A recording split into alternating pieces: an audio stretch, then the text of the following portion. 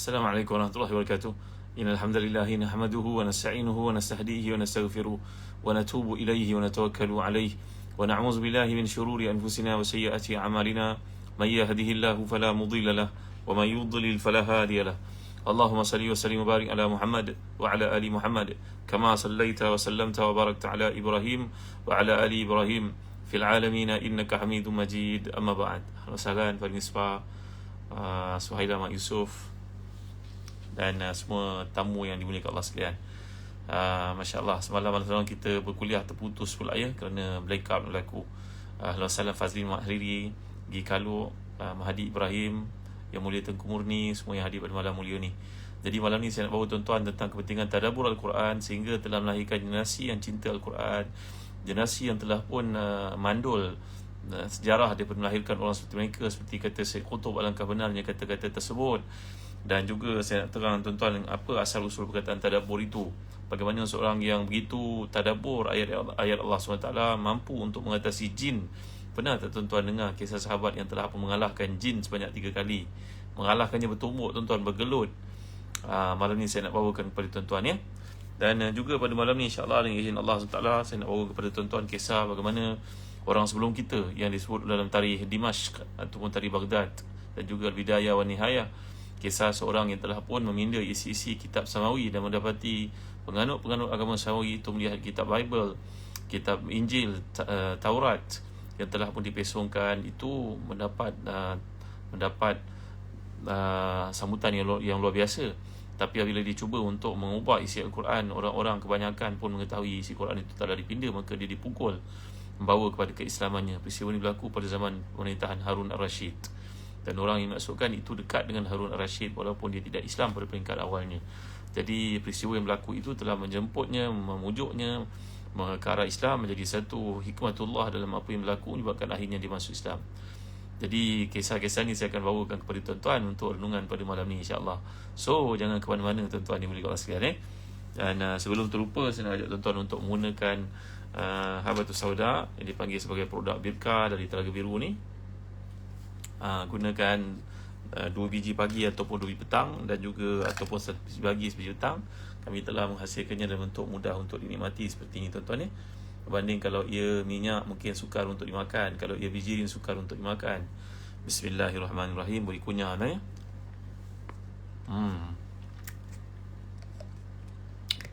Alhamdulillah, ramai yang menggunakannya mendapati ada hilang sakit lutut, pening kepala, resjung dan sebagainya. Bismillah. Tuan-tuan nak telan boleh, nak kunyah boleh ya. Alhamdulillah. Lagi sama tuan-tuan, kita gunakan produk yang Nabi syorkan ini, perawatan kepada semua penyakit melainkan kematian. Birkah Habatus Sauda Jadi yang belum gunakan, ambillah peluang untuk gunakan, mengambil sempena galakan Nabi kita sallallahu alaihi wasallam. Dan bagi tuan-tuan memiliki tafsir Munir, tolong buka jilid yang ketiga, muka surat 174 dan seterusnya pada malam ni. Tafsir Munir ni begitu istimewa kerana dalamnya kalau tuan-tuan lihat kerangka penjelasannya bermula dengan terjemahan, kemudian ada makna ayat, kemudian ada aspek logah, balaghahnya, i'rabnya, kemudian apa lagi disebut di sini, kesaksian ayat yang lalu. Ni memang tidak ada dalam tafsir-tafsir yang lain tuan-tuan. Lagi tafsir dan penjelasan, kalau ada asbabun nuzul diterangkan. Dan yang paling penting sekali sekali kita baca dalam kelompok-kelompok yang telah pun dipecah-pecahkan itu, ada bahagian fiqh kehidupan dan hukum hakam. Ini yang menariknya tafsir Munir. Saya sangat galakkan tuan-tuan miliki tafsir Munir ini, dan kami sedang adakan kempen. Sementara stok masih ada, tuan-tuan akan boleh dengan siap membeli tafsir Munir ataupun tafsir Ibnu Katsir, tuan-tuan akan dapat buku yang istimewa ni, berharga RM80 tuan-tuan. Harga RM70. Ensiklopedia nama-nama yang merupakan penjelasan kepada nama-nama yang ada dalam Islam. Nama ini bukan saja bahasa Melayu, bahasa Arab, ejaan, barisannya pun ada. Sedikit informasi kalau ia melibatkan sahabat-sahabat yang penting, Abdullah bin Rawaha yang pernah saya ceritakan kepada tuan-tuan, Bara' bin Ma'rur, Usaid bin Hudair yang membaca Al-Quran dan turun malaikat untuk mendengar bacaannya yang enak, yang merdu itu sehingga terganggu kudanya. Ada kisah, ada informasi dalam setiap nama yang dikemukakan. Jadi kita milih nama, tentu kita nak mengambil barakah nama pemilik yang asal. Ini dia lebih daripada 3,500 entry nama ada dalam buku ni. Buku ni menjadi hadiah kepada mereka yang memiliki Tafsir Munir dan juga Tafsir Ibn Katsir dan kempen satu rumah satu tafsir yang sedang kami adakan. Baik, lihat pada muka surat 174 ni tuan-tuan, ayat ke-82 dan 83. InsyaAllah 2 ayat saja pada malam ni. Jangan ke mana-mana. Saya nak bawa kepada tuan-tuan kisah sahabat yang mengalahkan jin. Nak dengar tak? Dan saya nak bawa kisah tentang orang sebelum kita yang pernah, yang pada awalnya tawar hati nak masuk Islam, walaupun dia baik dengan Harun Ar-Rasyid, dia baik dengan keluarga para ulama di Baghdad, tapi akhirnya dengan satu pengalaman pribadi beliau masuk Islam. Apakah pengalaman menarik itu? Siapakah orangnya itu? Ni saya nak bawa pada tuan-tuan bagaimana hebatnya apabila kita mentadabbur Al-Quran, berlaku keserasian luar biasa dengan ayat Allah SWT. Baik, terima kasih Abu Auni, jazakallah khairan. Jadi buku 174 ni ayat ke-82. A'udzubillahi minasyaitonir rajim. Afala yatadabbaruna al-Quran walau kana min indi ghairillahi lawajadu fi ikhtilafan katsira. Kemudian ayat yang ke-84, ayat ke-83, wa idza ja'ahum amrun min al-amni aw al-khawfi adha'u bih walau radduhu ila ar-rasul wa ila ulil amri minhum la'alimahu alladhina yastanbitunahu minhum walaula fadlullahi 'alaikum wa rahmatuhu lattaba'tumus syaitana illa qalila. Sadaqallahul azim. Ya. Maka tidakkah mereka menghayati Al-Quran? Sekiranya Al-Quran itu bukan daripada Allah, pastilah mereka menemui padanya banyak benda yang bertentangan dalamnya. Dan apabila datang kepada mereka satu berita tentang keamanan ataupun ketakutan, lalu mereka menyiarkannya. Dan kalau mereka menyerahkannya kepada Rasul dan ulil amri di kalangan mereka, tentulah orang yang ingin mengetahui kebenarannya akan dapat mengetahuinya dari mereka, iaitu Rasulullah dan juga ulil amri. Kalau tidaklah kerana kurnia dan rahmat Allah kepada kamu, tentulah kamu mengikut syaitan, kecuali sebahagian sedikit saja di kalangan kamu. Baik, ayat ini membawakan kepada kita tentang keperluan untuk melakukan tadabbur kepada Al-Quran. Dan malam semalam sebelum blackout, saya sebut cerita pada tuan-tuan berkaitan tadabbur ni. Kalau kita perhatikan dari sudut bahasa Arabnya, larasnya dia ada kaitan dengan perkataan kalau kita sebut bahasa Melayu bunyinya macam pelik tuan-tuan ni. Iaitu kalau kita perhatikan perkataan yang digunakan oleh Allah ni mesti ada kaitan dengan sesuatu asas dia, satu usul dia tuan-tuan. Jadi perkataan tadabbur ni sebenarnya kata para ulama lughah, macam kalau kita lihat dalam lisan Arab, bahawa ia datang perkataan dabbara. Dabbara ni maknanya mentadbir, membuat satu perangkaan, pengkajian. Ataupun kalau kita sebut dabbara ni membelakangi. Ya, maknanya kalau kita perhatikan, kalau sebut perkataan dubur, orang Melayu sebut dubur ni sensitif sangat, tapi sebenarnya dubur ni berarti bukan saja bahagian belakang, tapi ia juga merujuk selepas. Dalam hadis mengatakan doa dubur as-salah, doa yang paling makbul antaranya selepas salat fardu, antara azan, ketika hujan turun, ketika berlaku peperangan, pada waktu sepertiga malam. Jadi hadis menggunakan perkataan dubur. Tapi kita ni bila sebut perkataan tersebut rasa macam pelik sangat, janggal sangat. Jadi perkataan kalau kita perhatikan tadabbar datang perkataan dubura, ini berarti selepas. Jadi setiap benda yang kita hayati daripada Quran itu memerlukan penghayatan yang mendalam dari semua aspek. Depan, belakang, atas, bawah, kiri, kanan. Makna itulah dia angle yang perlu kita perhatikan bila membaca Al-Quran Karim dari semua sudut. Jadi kata Syekh Taratin Abulisi dan tafsirnya, bahawa kita dalam baca Quran ada beberapa perkara yang kita kena fahami. Pertama sekali berkaitan dengan tajwid. Tajwid ni kita belajarlah tuan-tuan. InsyaAllah di Zahran Travel kami nak mengendalikan satu kuliah bersanad, iaitu guru yang mengajar ni mendapat sanadnya daripada guru-gurunya di Syam, di Syria, sehingga kepada Rasulullah SAW. Tuan-tuan nak belajar tak? Orang Arab ini sedang buat PhD di Malaysia, bekerjasama dengan Zahran Travel.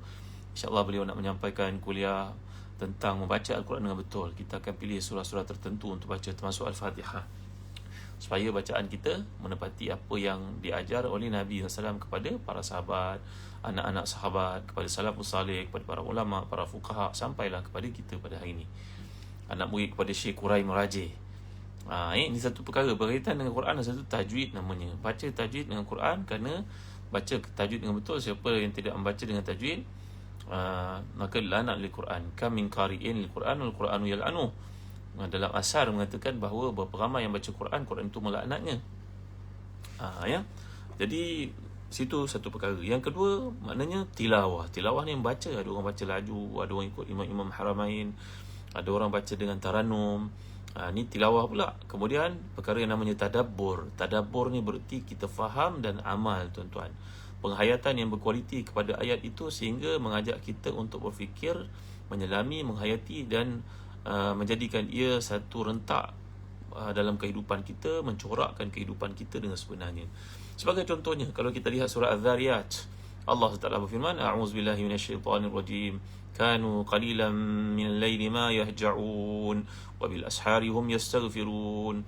Orang-orang yang mendapat tempat tinggi di sisi Allah ni, insya-Allah Ummu Aisyah nak belajar nanti kami akan maklumkan. Belajar online je sekarang ni. Ya, anak murid kepada Syekh Quraim Rajih. Kami akan umumkan tak lama lagi. Mungkin bulan 1 nanti boleh start, tuan-tuan.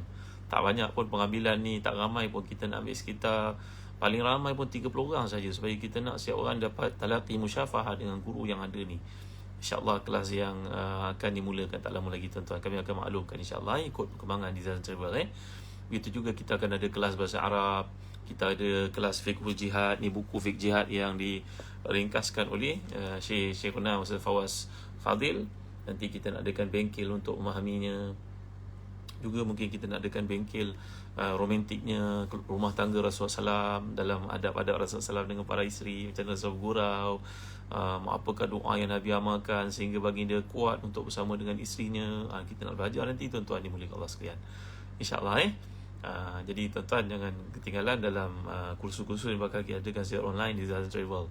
InsyaAllah kami akan maklumkan nanti. Okey. Jadi kembali kepada ayat ni, bahawa perkataan tadabbur ni berarti engkau melihat Quran dan engkau merasakan kau sebahagian daripada Quran, dan Quran itu diturunkan untuk dirimu. Maknanya penghayatan yang sangat berkualiti. Seperti ayat surah Az-Zariyat tadi menceritakan orang beriman, mereka itu pada waktu malam sedikit saja tidurnya, dan waktu sahur, waktu pagi sebelum subuh mereka bangkit untuk beristighfar. Maka bila anda membaca ayat ini, anda letakkan diri anda dalam posisi ayat itu. Akulah orang ini, akulah yang disuruh Allah ini, aku yang dipanggil ini. Bila kita baca surah An-Nur, Allah menyatakan kullil mu'minina yaghuddu min absarihim wa yahfadhu furujahum. Bila Allah menyatakan dalam surah An-Nur itu, katakan kepada orang-orang lelaki beriman, tundukkan pandangan. Tundukkan pandangan ni bukan berarti tunduk sampai langgar dinding. Budak-budak Qisas. Saya dulu sekolah kat Qisas, tuan-tuan. Qisas ni zaman tarbiyah. Nak cakap pun, kalau nak cakap dengan akhwat pun kena pergi kat dinding, bercakap dengan dinding. Akhwat pula dulu di belah sana. Jadi macam dekat retaining wall pula dah. Dekat Baitul Maqdis itu, tempat orang Yahudi menangis itu. Dan macam tu pula tak tuan-tuan. Jadi berarti dalam ayat ini mengatakan kepada orang beriman lelaki, tundukkan pandangan, berarti jangan melemparkan pandangan hingga melihat aurat orang dan sebagainya. Maklumlah sukar untuk kita kawal pada ini. Bila kita keluar dari rumah saja, mata pun terlihat macam-macam, orang naik motor dan sebagainya.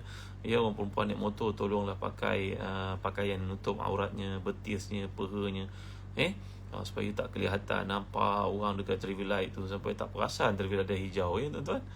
Jadi perkara-perkara ni hendaklah dijaga, dipastikan supaya kita tidak mengalami apa yang dipanggil dalam ayat ini, satu peringatan oleh Allah kepada orang beriman supaya menundukkan pandangan. Bukan begitu tunduk sampai terlanggar dinding, bukan begitu.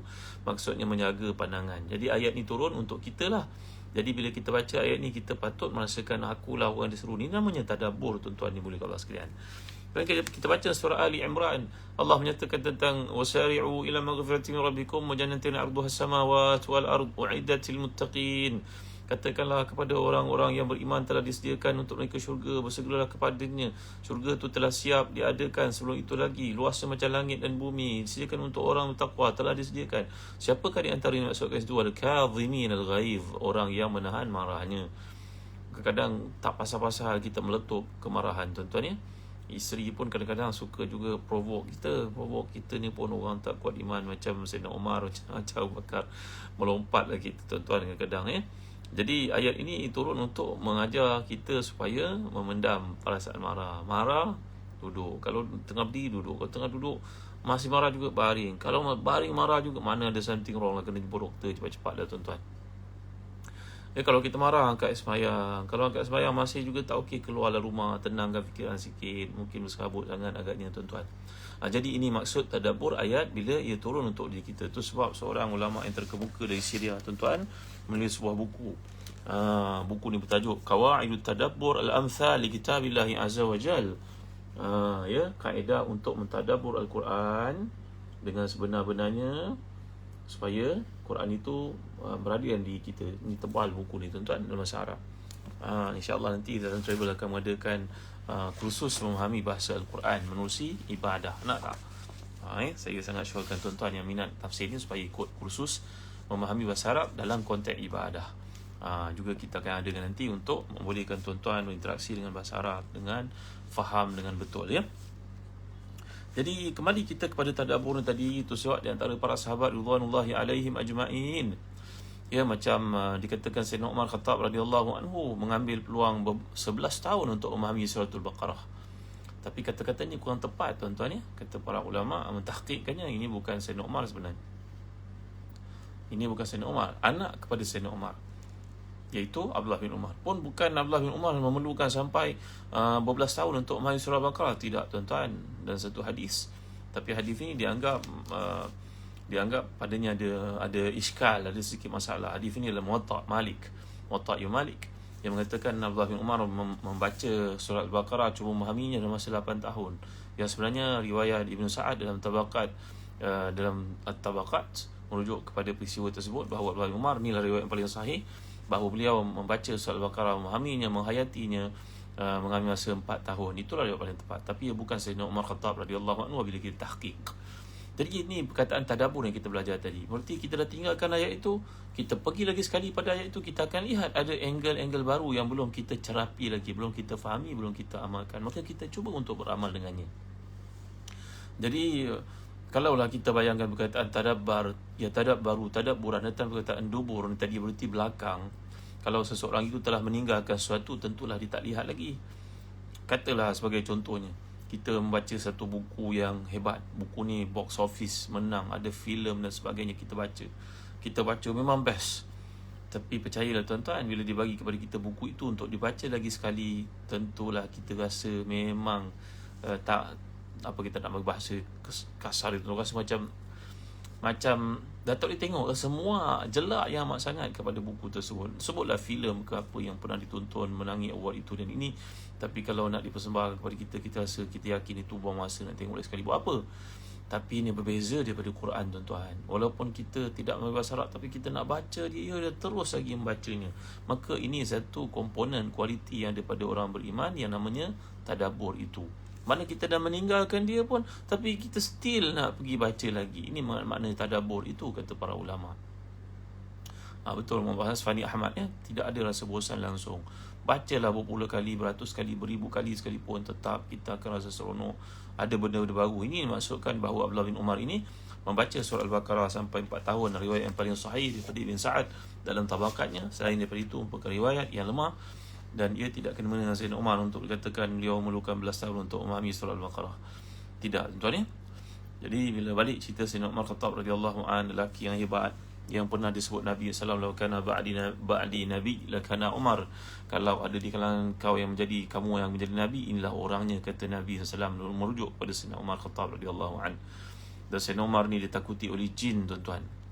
Pernah berlaku jin mencabar Sayyidina Umar. Tuan-tuan pernah dengar tak kisah ni? Ya, jin ni mencabar Sayyidina Umar. Apa hebat sangat Sayyidina Umar? Umar ini, main aku nak lawan dengannya. Maka jin kapi ni tuan-tuan, kasau punya ni, jin kapiak ni datang untuk mencabar Sayyidina Umar Khattab radhiyallahu anhu. Hadis ini riwayat Baihaqi dalam Dalailun Nubuwah daripada Abu Ubaid Al-Qasim bin Salam dalam Gharibul Hadis, dan Ibn Kathir Al-Musnad Al-Faruq daripada Abdullah bin Mas'ud radhiyallahu anhu, bahawa jin ini bila mendengar bahawa Sayyidina Umar ni hebat sangat, dia nak lawan dengan Sayyidina Umar Khattab radhiyallahu anhu. 3 kali dia lawan Sayyidina Umar, 3 kali dia terlentang tuan-tuan, tumpas dia kepada Sayyidina Umar Khattab radhiyallahu anhu. Dan dia telah berkata kepada Sayyidina Umar, kalau aku kalah dengan kau kali yang ketiga ini, aku akan ajar kau satu ayat yang boleh mengatasi semua keturunan aku dan juga kuncu-kuncu aku, kata iblis ini dan syaitan ini, jin ini. jin syaitan sama tuan-tuan ni. Nanti kita belajar dalam surah Al-Kahfi. Kana minal jinni fafasaqa an amri rabbih afatattakhidunahu wa dhurriyyatahu awliya'a min duni wa hum lakum adu bi'sa lidh-dhalimina badala. Jadi jin adalah sebahagian daripada syaitan, syaitan sebahagian daripada jin. Ia mengikut pangkat masing-masing. Gelaran-gelaran itu diberikan oleh Allah SWT, oleh Nabi SAW. Maka dalam kisah ini yurwa anna Umar Khattab radhiyallahu anhu laqiya rajulan minal jin faqala lahu jinni hal laka an tusari'ani fa in sara'tani allamtuka ayah idza qara'taha hina tadkhul manzilaka lam yadkhulhu syaitan fasara'ahu Umar radhiyallahu anhu fa'awad fasara'ahu Umar faqala jinni ataqra surah ayat al-kursi fa innahu la yaqra'uha ahadun idza dakhala baytahu illa khala syaitan wa lahu khabaj ka khabajil himar. Lalu Sayyidina Umar Khattab radhiyallahu anhu telah mengatasi jin ini sebanyak 3 kali tuan-tuan. Lalu jin berkata, aku berjanji pada engkau, kalau aku kalah, aku tumpas, maka aku ajar pada engkau satu amalan yang akan menyebabkan segala bentuk jin syaitan takut kepada kamu, terutamanya bila kamu baca nak masuki rumah. Maka pesannya kepada Umar Khattab radhiyallahu anhu, bacalah ayatul kursi. Baca ayatul kursi. Kalau engkau baca ayatul kursi, maka semua jin yang nak mengikuti masuk ke rumah, mereka akan lari bertempiaran, terkentut-kentut macamlah terkentutnya himar. Tuan-tuan dimuliakan Allah sekalian, kalau kita sebelum ni baca nak masuk rumah, Rabbi adkhilni mudkhala sidqin wa akhrijni mukhrajat waj'alni min ladunka sultan nasira, contohnya yang pernah kita baca surah Al-Isra yang lalu. Ataupun ada yang baca Allahumma inni as'aluka khairal maulid. Maka tambah lagi ayatul kursi tuan-tuan dimuliakan Allah sekalian, terutamanya kalau kita balik dari perjalanan yang jauh. Kan dulu kita belajar kalau balik perjalanan jauh, antara amalan Nabi kita SAW singgah ke masjid sembahyang sunat dahulu, kemudian baru jumpa dengan keluarga. Mungkin di antara petua yang ditunjukkan dalam amalan Nabi SAW ini, dalam fatwa Nabi SAW ini, merupakan satu penghalang kepada jin yang mengikuti seseorang untuk pulang, mengikuti kita masuk ke rumah, seperti yang dikatakan almarhum Datuk Ismail Kamus dalam kajiannya. Wallahu alam. Baik tuan ya. Jadi inilah dia, the power of tadabbur, sehingga membolehkan seorang sahabat yang mulia seperti Umar Khattab radhiyallahu anhu, yang memang merupakan seorang ahli tadabbur, mutadabbir kepada Quran, bahawa beliau membaca Quran sampai Quran itu masuk ke dalam dirinya. Inilah contoh yang dikemukakan oleh Badi'uz Zaman Sa'id Nursi rahmatullah alaihi, seorang ulama besar dalam kerajaan Islam Osmaniyah Turkiya di ambang kejatuhannya lalu. Beliau ni mentamsilkan, memperumpamakan orang-orang yang membaca Al-Quran dan tidak memahami maksudnya samalah seperti seorang yang sakit lalu berjumpa dengan doktor.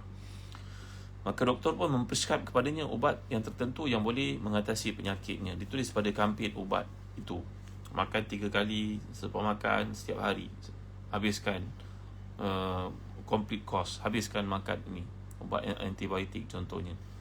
Maka dia pun balik ke rumah, digantungnya kampit itu di katil, dia pun baca berlagu-lagu dia, 3 pagi, malam, petang, 3 makan bila sakit. Bukan main enak lagi suaranya membaca apa yang tertera pada kampit ubat itu, tapi tak juga dia makan ubat itu.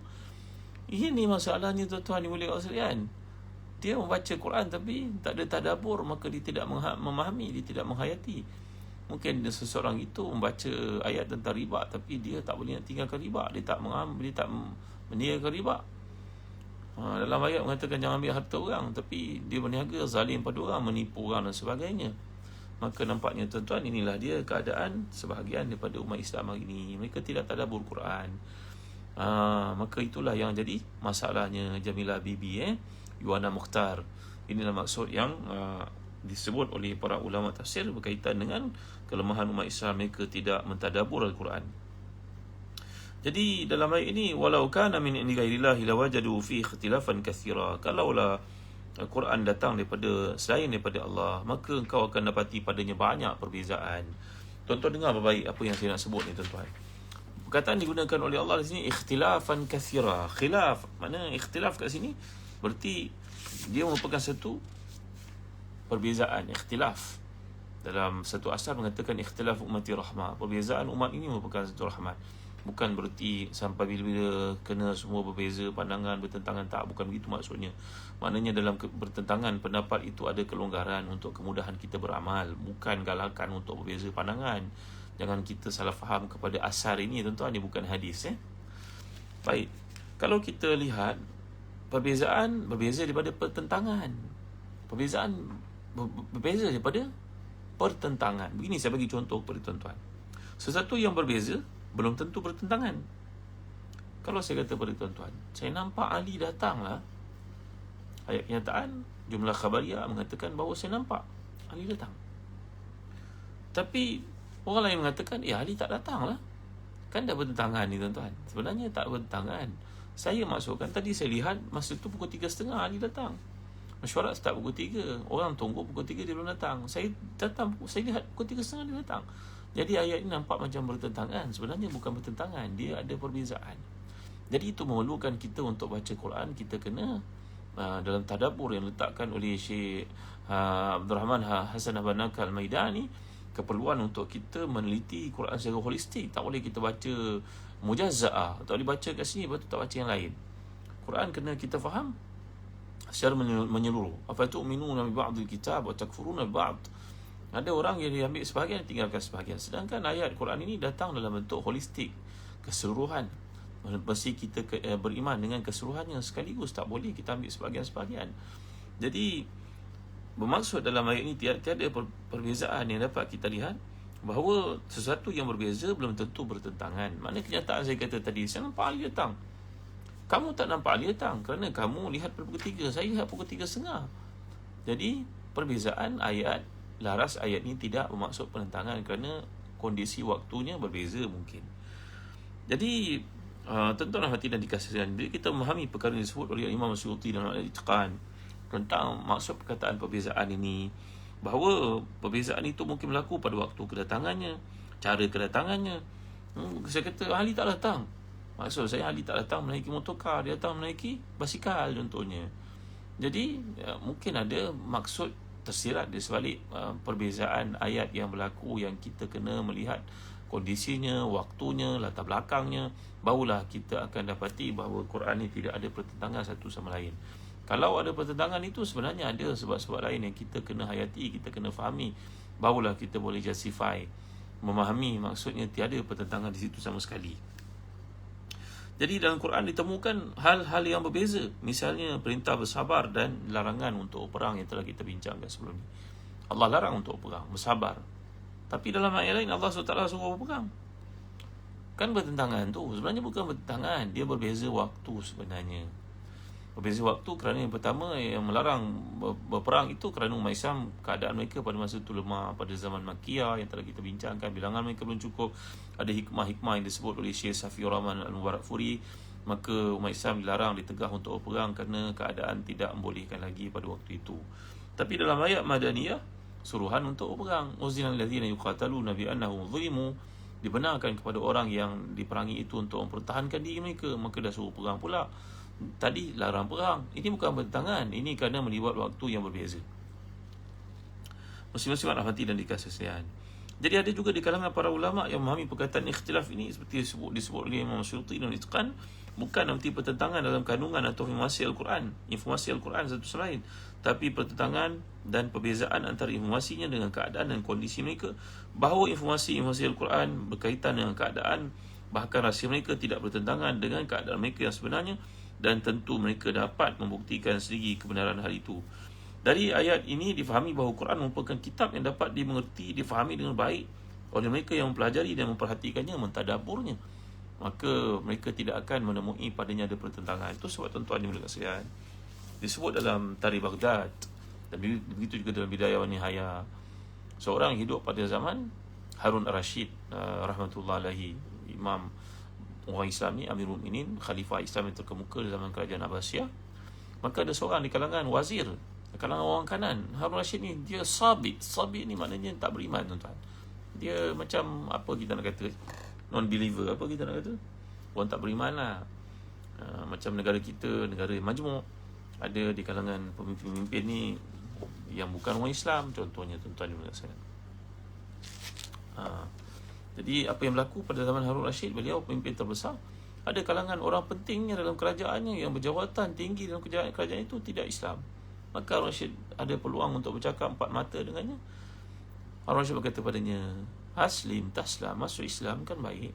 Kau melihat banyak kebaikan yang aku bawa dalam Islam ni. Kau kata Islam, dia kata tak apalah Amirul Mukminin, izinkan saya kekal seperti ini. Maka Harun Ar-Rasyid pun tidak mahu memaksa orang. Islam tak pernah paksa orang, tapi ada peluang untuk pujuk lah. Saya lihat di kalangan yang hadir dalam kuliah saya pun kadang-kadang ada bukan Islam. Mudah-mudahan datangnya untuk memahami Islam, bukan untuk menebar-nebarkan fitnah dan memahami dari sudut yang tersangkut-sangkut dan mencari-cari kelemahan dan sebagainya. Jadi tuan-tuan yang mulia sekalian, sekarang Harun Rashid pun memujuknya, dia kata tak apalah, biarlah saya begini, saya rasa saya okey begini. Maka Harun Rashid pun tidaklah bertanya lagi kepadanya. Kemudian dalam satu keadaan dia pun tidak lagi terlibat dengan kerajaan Harun Rashid, dipencen ke, ditugaskan tempat lain ke. Maka lamalah berlalu, Harun Rashid memimpin lebih 30 tahun tuan-tuan. Tiba-tiba orang tu pun datang, dan Rashid melihatnya sudah masuk Islam. Alhamdulillah, Alhamdulillah bagi hidayah pada engkau, syukur pada Allah bagi hidayah pada engkau. Kenapa engkau masuk Islam? Fulan, dulu aku pujuk engkau tak mau. Ni kau dah lama tak jumpa aku, tiba-tiba engkau masuk, kau dah Islam. Alhamdulillah. Cuma kau cerita sikit pengalaman engkau masuk Islam ni. Maka lelaki itu berkata kepada Harun Ar-Rashid, Amirul Mukminin, saya seorang yang tulisan saya cantik. Dia khatat. Khatat ni berarti tulisannya cantik sangat tuan-tuan. Maka bila saya ditugaskan di tempat yang jauh, saya tak bersama dengan tuanku lagi, maka saya pun cubalah untuk melihat benar Islam banding dengan yang lain. Saya tahu Islam ni benar, tapi saya nak buktikan, saya nak tengok, saya nak mengalami sini. Saya ambil kitab Taurat daripada orang Yahudi, saya pun salin dengan tulisan yang cantik, saya ubah bahasanya, ubah faktanya, tapi dia cantik sangat dengan dia punya decoration dan sebagainya. Design dia cantik sangat. Saya pun jualkan pemimpin agama Yahudi. Dia belinya kitab itu, dia bayar pada saya harga mahal. Kata Sabi ini, orang yang tidak Islam ini, orang kanan kepada Harun Rashid ini. Khatat, saya Abu Syakir Khatat, maknanya seorang kaligrafer yang hebat. Maka dia pun tengok, orang pemimpin agama Yahudi pun tak tahu dalam Taurat itu aku dah ubah pindah. Dia tak tahu. Dia terpengaruh dengan color yang cantik, design yang cantik, tulisan aku yang indah itu. Kemudian aku jumpa pula dengan orang Kristian, Injil. Aku beli daripada kitab Injil, aku pun salin balik Injil tu, aku pindah, aku ubah, cuma aku cantikkan dia.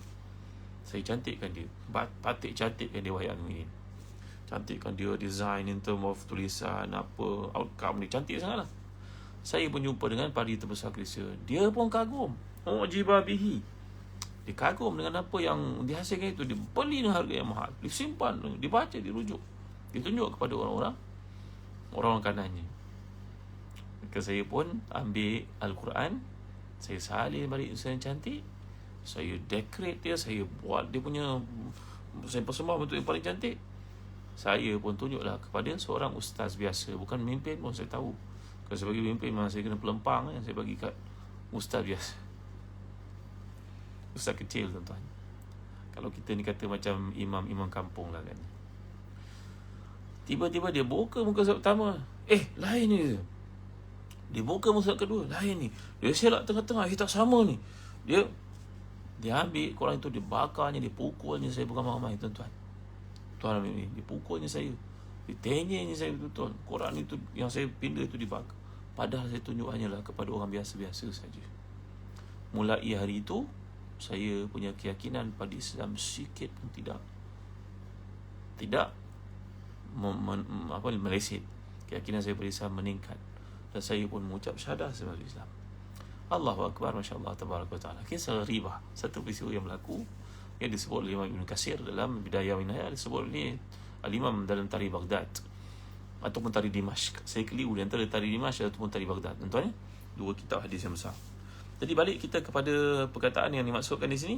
Kalaulah Quran datang daripada selain daripada Allah, maka kamu akan dapati banyak pertindahan padanya, banyak pertentangan padanya. Perbezaan ada, tapi perbezaan itu memerlukan kepada penjelasan. Kalau anda menghayati, mentadabur Al-Quran, kefahaman anda kepada tafsir akan menyelesaikan keserabutan yang anda lihat sebagai pertentangan atau perbezaan itu. Kamu tidak akan jumpa padanya. Baik. Kemudian kita pergi pada ayat yang ke-83. Firman Allah SWT, A'udzubillahi minasyaitanirrajim. Allah memberitahu kepada kita sikap munafikun balik semula. Wa idza ja'ahum amrun minal amni awil khawfi adha'u bih walau radduhu ila rasuli wa ila ulil amri minhum la'alimahu allazina yastanbitunahu minhum walau la fadlullahi alaikum wa rahmatuhu la taba'tum syaitana illa qalila. Dan apabila datang kepada kamu satu berita tentang keamanan ataupun ketakutan, mereka menyiarkannya. Kalau mereka menyerahkannya kepada Rasulullah dan juga ulil amri di kalangan mereka, tentulah orang yang mengetahui kebenaran akan dapat mengetahuinya dari sumber yang benar, iaitu Allah, Rasulnya dan juga orang-orang beriman, pemimpin-pemimpin kamu, ulil amri. Kalau tidak kerana kurnia dan rahmat Allah kepada kamu, tentu kamu akan ikut syaitan, kecuali sebahagian sedikit sahaja. Ini kembali kepada kisah munafikin, tuan-tuan, iaitu puak munafik ini telah menimbulkan fitnah, mencari fitnah dan menyebar-nyebarkan cerita-cerita yang tidak benar terhadap Rasulullah dan para sahabat. Dan kita pun tahu, bahkan golongan munafikun sanggup untuk mengada-ngadakan cerita, menambah kebencian orang kepada Rasulullah dan mengatakan bahawa Aisyah radhiyallahu anha terlibat dalam satu peristiwa yang berkaitan dengan tuduhan tuduhan nak sebut perkataan pun takut tersilap, tuan-tuan. Kita rasa tak patut sangat dikenakan kepada keluarga Rasulullah sallallahu alaihi wasallam. Itulah peristiwa yang dikaitkan Sayyidina Aisyah radhiyallahu anha punya perhubungan dengan seorang lelaki yang saleh namanya Safwan bin Mu'attal ataupun Mu'tal. Jadi ayat ini menjadi satu kunci penting kebahagiaan dalam masyarakat, iaitu tak semua benda yang kita pelajari kita kena sampaikan kepada orang, tuan-tuan. Tak semua. Itu sebab Imam Malik radhiyallahu anhu rahmatullah alaihi, guru yang mulia, imam ahli sunnah, guru kepada Imam Syafi'i ini, mempunyai pengetahuan terhadap hadis, tuan-tuan, beratus-ratus ribu hafazan hadisnya. Tapi dimasukkan dalam Muwatta' itu berapa saja, tuan-tuan? Berapa ribu hadis saja dimasukkan dalam Muwatta'. Lalu ditanya kepada beliau, mengapa tuan tidak memberitahu pada menyampaikan hadis semua yang tuan-tuan hafal daripada para ulama sebelum ni, guru-guru tuan? Rabi'ah sebagai contohnya, daripada Sufyan bin Uyainah, kenapa tak semua disampaikan? Maka jawapan beliau, bukan tanggungjawab aku untuk menyampaikannya. Kalau aku menyampaikan semuanya akan menyinggung. Kau nak aku pecah belahkan manusia ke? Kau nak aku menjadikan manusia ni haru biru ke? Begitu juga kata Abu Hurairah radhiyallahu anhu, sahabat Nabi yang sangat mulia ni, yang telah belajar daripada Nabi keislaman dan juga hadis-hadis Nabi selama 3 tahun. Kemudian Nabi pun wafat. Walaupun demikian, dia dijolok sebagai perawi hadis yang paling hebat. 5,000 lebih hadis dihafaz, disampaikan, mengatasi isi-isi Nabi, mengatasi sahabat-sahabat Khulafaur Rasyidin. Siapakah orang ni? Abu Hurairah. Maka Abu Hurairah berkata, hafiztu min Rasulillah wi'aini, aku menghafal daripada Nabi ni 2 guni, kalau kita nak sebut dua bekal besar lah hadis. Amal awal fa bathathtuhu wa amma athani al-akhar falam abuthuhu walau bathathtuhu laquti'a minni hadzal bal'um. Kata Abu Hurairah radhiyallahu anhu dalam hadis ini, dalam pemberitahuannya ini, aku menghafal daripada Nabi banyak hadis, tapi aku sampaikan kepada kamu cuma satu bahagian aku tak sampaikan. Kalau aku sampaikan kepada kamu bahagian yang kedua itu, dipotong nanti leher aku. Menunjukkan kepada kita, kadang-kadang ada benda kita tak boleh cakap dengan orang, tuan-tuan. Tak boleh kita cakap pada orang. Ingat ya, kita yang belajar berkhutbah, pentas khutbah tu, mimbar tu bukan tempat untuk mentohmah orang, mencerita perbezaan mazhab, mewujudkan perpecahan di kalangan Islam, menceritakan solat kita jago dalam bidang itu. Tuan-tuan, kalau bulan puasa sebagai contohnya, tengok 2 ayat ini, antara orang yang bijak dengan orang yang suka cari masalah dengan orang. Ayat pertama, dalam Islam, dengar ayat khutbah ni, saya sebut sebagai contoh. Ayat pertama, dalam Islam berpuasa ini ada kelonggaran untuk mereka yang ada masalah, kerana Allah menyatakan dalam firman-Nya sekian. Ayat pertama. Tapi ayat kedua, terus cakap atas mimbar, ada pemandu lori, pemandu Grab tak payah puasa. Tuan-tuan, lihat ayat mana yang lebih hikmah agaknya, tuan-tuan? Mana lebih bijak agaknya? Memanglah kalau kita nak sebut pemandu lori yang tak tidur malam, terpaksa mandu jauh utara ke selatan, memang ada kelonggarannya. Tapi kan kebaik kalau kita cakap dalam bentuk mujahadah lah dulu. Nanti tak mampu, nanti tanya kepada mufti, ada kelonggaran diberikan. Maka cara penyampaian kepada Islam ini kena hikmah, tuan-tuan, kena bijak. Bukan ikut nak popular, nak famous, nak tunjuk pada orang, aku tahu, kau tak tahu. Inilah masalah yang berlaku di kalangan sebahagian daripada umat Islam. Kerana mereka suka untuk menceritakan benda yang patut, yang tak patut dalam kalambu semua, bila nak cerita pada orang. La ilaha illallah Muhammadur Rasulullah. Ingat ya, dalam 2 hadis mengingatkan kepada kita, dan kedua-dua hadis ini sahih, bahawa Nabi SAW bersabda, kafa bil mar'i kadhiban an yuhaddith akhahu bi kulli ma sami'. Cukuplah seorang itu menjadi pendusta untuk dia mengkhabarkan kepada semua orang, kepada orang semua yang dia tahu. Hadis ini riwayat Muslim. Hadis yang kedua daripada Abu Daud, kafa bil mar'i ithman an yuhaddith akhahu bi kulli ma sami'. Cukuplah seorang itu dianggap berdosa. Yang tadi, cukuplah seorang itu dianggap pendusta apabila dia mengkhabarkan kepada semua orang apa yang dia tahu. Yang kedua, cukuplah seorang itu pendosa apabila semua benda yang dia tahu disampaikan kepada orang. Tak boleh tuan-tuan. Kita mengajar orang sembahyang sunat hajat kepada orang yang perlu. Kalau kita ajar pada perompak sembahyang hajat, nanti dia nak merompak orang dia sembahyang hajat dulu. Boleh berlaku tak tuan-tuan? Ni guru saya di pondok di Melaka dulu menceritakan. Ajar sembahyang hajat untuk orang minta pada Allah dapat jodoh ke, berjaya dalam perniagaan ke. Ni ajar pada penyangga sembahyang hajat, maka dia nak merompak dia sembahyang hajat.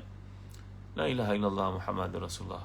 Maka ada benda yang kadang-kadang kita tak boleh sebut pada orang, kerana menyebut pada orang ini sifat nifaq, munafik. Kadang-kadang benda itu boleh meredakan keadaan, tapi sebab kita sampaikan, dia jadi berperang lebih dahsyat lagi tuan-tuan.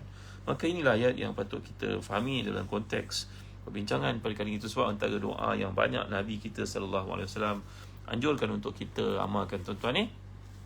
Saya nak ijazah kepada tuan-tuan pada malam ni satu doa yang saya belajar daripada guru saya Maulana Syekh Dr. Walid Ani Al-Hasani dalam Jami' Tirmizi. Antara doa Nabi kita SAW, Nabi bersabda, Allahumma inni a'udzubika min munkaratil akhlaq wal a'mal wal adwa. Ya Allah, ya Tuhan, aku mohon penuh perlindungan daripada keburukan akhlak yang buruk, amalan-amalan buruk, dan juga penyakit-penyakit yang bahaya. Allahumma inni a'udzubika min munkaratil akhlaq wal a'mal wal adwa. Ni Ustaz Syafiq Murad ada ke? Ustaz Ghazali, Zawi Ghazali ada ke? Ya, Ustazah Ummu Fatih dah lama tak ada kat sini. Nuril lama tak nampak kat sini. Kita doakan mudah-mudahan sahabat kita sihat semua insya-Allah. Jadi tuan-tuan dimuliakan Allah sekalian, Allahumma inni a'udzubika min munkaratil akhlaq wal a'mal wal adwa, ataupun Allahumma jannibni munkaratil akhlaq wal a'mal wal adwa. Ya Allah, jauhkan aku daripada akhlak yang buruk. Yang buruk tu akhlak juga, tapi akhlak yang buruk, pekerjaan-pekerjaan yang keji, dan juga penyakit-penyakit yang kronik. Ya. Jadi tuan-tuan dan puan-puan, mudah-mudahan kita dah belajar daripada satu kualiti hidup pada hari ini. Tak semua benda kita kena sampaikan. Terutamanya kalau benda menimbulkan perbalahan, janganlah sampaikan tuan-tuan. Kadang ayat itu kalau disampaikan dengan intonasi begini, dimaksud begini. Tapi kalau disampaikan dengan intonasi begitu, dia buruk. Kalau orang itu hatinya baik, dia bercakap macam orang Melaka lah, bahasa dia kasau. Terima kasih Ustaz Zawi Ghazali. Allahumma inni a'udzubika min karatil akhlaq wal a'mal wal adwa wal ahwa'i wal adwa. Jauhkan aku daripada keburukan akhlak, amal, penyakit-penyakit bahaya, dan juga hawa nafsu yang jahat. Ada beberapa riwayat kat sini untuk tuan-tuan. Wal amal wal ahwa wal adwa. Ustaz Syafiq Murad, terima kasih Ustaz Syafiq Murad. Alhamdulillah. Jadi tuan-tuan dimuliakan sekalian, mudah-mudahan Allah beri pada kita kefahaman, kekuatan untuk mengamalkan tuntutan yang ada ni. Dan saya maksudkan tadi, perkataan orang Melaka, kadang-kadang orang Melaka ni cakap kasar tapi makna dia baik, ayat dia baik. Nantilah cerita pada tuan-tuan. Dan saya pun janji kepada tuan-tuan untuk beritahu jawapan kepada kuis petang tadi yang telah saya sampaikan di Telegram Sahabat Ustaz Zahzan dan di WhatsApp group Sahabat Ustaz Zahzan. Bagi tuan-tuan yang belum masuk, kami jemput untuk masuk di Telegram Sahabat Ustaz Zahzan. Kami target untuk dapat 25,000 orang. Tak ramai pun kan, 25,000 orang. Daripada followers yang ada di Facebook ni lebih kurang 800,000 lebih, kita boleh capai 25,000 insya-Allah. Kita kongsi pengalaman, kongsi ilmu kat situ. Jangan bawa isu-isu politik yang boleh menimbulkan perbalahan. Masing-masing ada cara berfikir. Kita hormatilah pandangan orang lain. Kita bawa di situ ilmu yang mendekatkan diri kepada Allah, dan agar makin murni dan subur persahabatan yang ada di kalangan kita. Baik, terima kasih tuan-tuan. Di hujung ni sekali lagi saya merayu kepada tuan-tuan, cikgu-cikgu, guru-guru yang dimuliakan Allah sekalian. Jangan lupa menjelang tahun depan nanti kita perlukan buku. Kami kita lagi dulu terbitkan buku-buku. Buku-buku latihan geografi, maths, sains, bahasa Inggeris, bahasa Arab, bahasa pendidikan Islam, semua ada. Tuan-tuan ambil dari kami. Dan juga penerbit Islam yang lain. Kerana kami mengeluarkan zakat, orang lain tidak. Jadi sokonglah apa-apa yang dibuat oleh orang Islam, tanda kasih sayang kita kepada mereka, dan itu sebahagian daripada iman. Nanti kita belajar surah Al-Ma'idah, tanda keimanan adalah kita menyokong orang beriman. Sebelum ada BMF lagi, orang Islam disuruh untuk menyokong orang Islam. Berilah sokongan kepada orang Islam.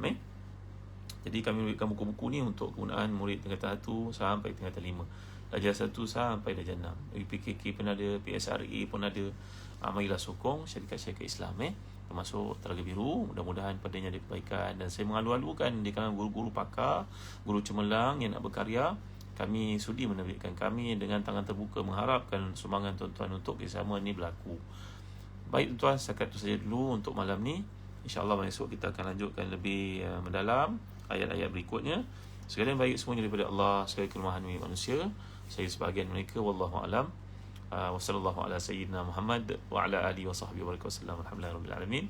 Jangan lupa tuan-tuan, bagi tuan memiliki planner yang minat untuk dapatkan planner untuk catatan kuliah kita ini, Tihani Cetak diterbitkan. Tuan-tuan boleh rujuk kepada nombor telefon yang tertera di bawah ni. Di Zazan Travel pun kami mengedarkan planner ini yang namanya Aku Ingin Jadi Baik. Mudah-mudahan dalam Aku Ingin Jadi Baik ni ada banyak muhasabah diri, peringatan-peringatan, panduan untuk kita muhasabah diri. Kadang ramai dengan kita berusaha untuk memperbaiki diri, tapi kadang-kadang kita give up kan. Tapi dengan ada planner ini, kami mengharapkan kita dari masa ke masa dapat memperbaiki dan koreksi diri. Dan itulah yang dimaksudkan Sayyidina Umar, hasibu anfusakum qabla an tuhasabu wazinu a'malakum qabla an tuzanu lakum. Hendaklah kamu hisap diri kamu sebelum kamu dihisap, dan timbanglah amalan kamu sebelum ditimbangkan untuk kamu.